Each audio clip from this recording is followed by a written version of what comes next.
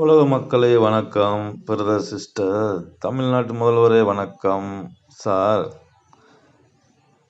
நல்லா படிக்கிற பசங்களை, நல்லா வாழ்கிற பசங்களை பொண்ணுங்க தொல்லை கொடுக்குறாங்க.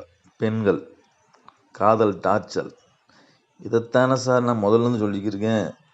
தாய் தந்தை தொல்லை கொடுக்கும், மனிதன் வளர்ச்சியை கொல்லும், உலகத்தை அசிங்கப்படுத்தும், காதலை தடை செய், சட்டத்தில் இடம் கொடுக்காத என்று நான் தான் எழுதி வச்சிருக்கேன்ல சார்.